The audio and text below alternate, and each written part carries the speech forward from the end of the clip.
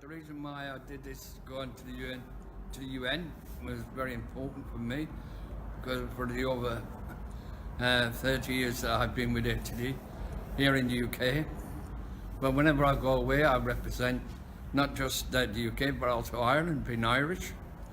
And it's very important to put both countries on the map, which gives great strength and a boost to our families to know that I was there representing them on their behalf of ATD, and to show that it's important that when I wear a collar and tie, it's important to represent ourselves in that manner of fashion, so that although we might be poor, but we put on, we don't want to show the true meaning of being poor when we go to these places. We've got to show that we need to be treated like in dignity, along with the strength of others as well, to show that we're there, not just for them, but they're there for us as well.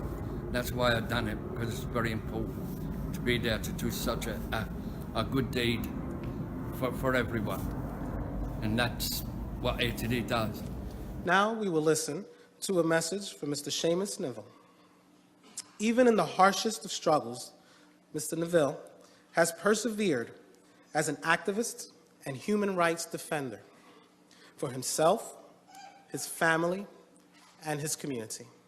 Mr. Seamus Neville.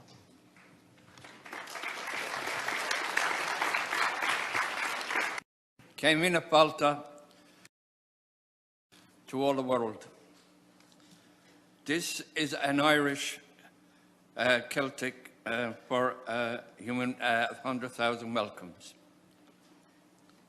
My name is Seamus Neville. I am from Ireland, and this is my first time here in New York.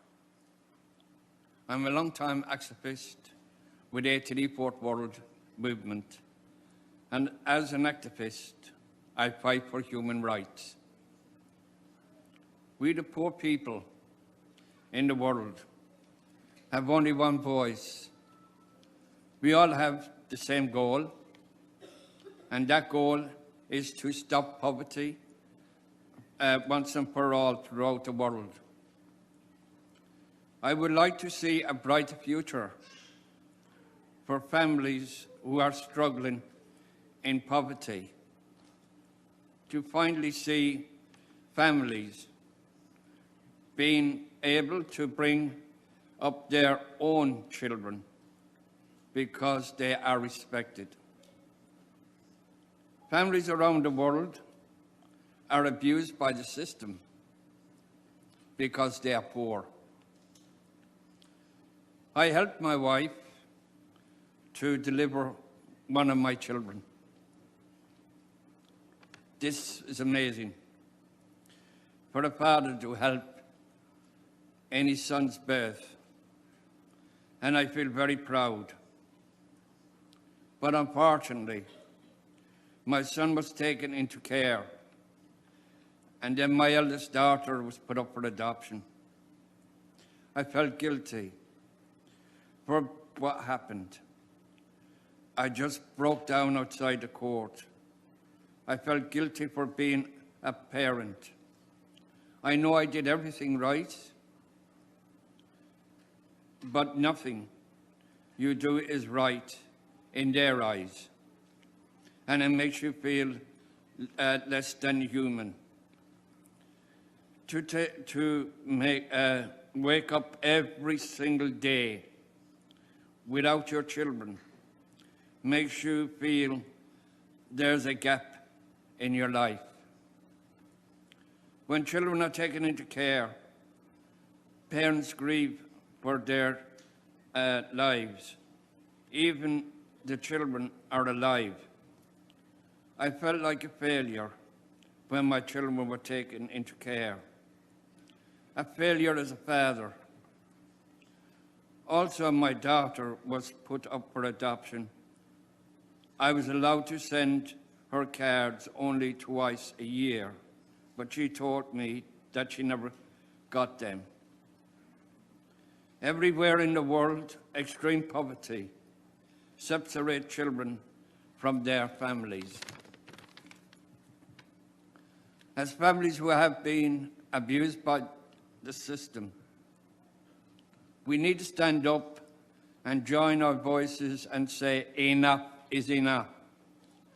Coming together gives us the strength to fight for our rights. We may be poor, but we are rich in knowledge. All we ask is to be respected, to be treated the same way as others people. We do need to treat one another with respect and dignity.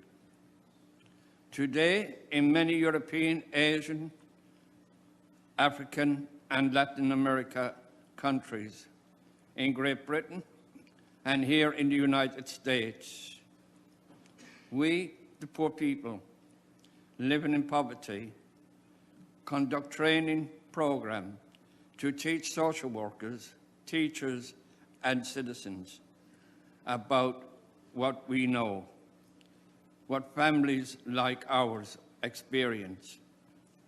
For me, it means that I put on a front to hide my suffering. I hide my pain when I work with those professionals, and I get my strength from other families struggling as I am. Our goal is to make professionals practice and behavior change, and to ensure that our own knowledge is taken into account. Fighting for human rights, dignity, and justice is a long battle, but we will overcome for the sake of our children.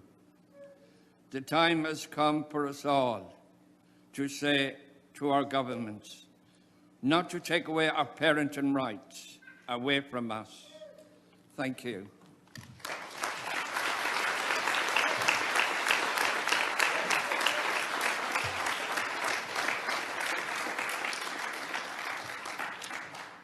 Thank you, Seamus, for your message and for your commitment to participate where voices like yours need to be heard to build peace and foster our common humanity.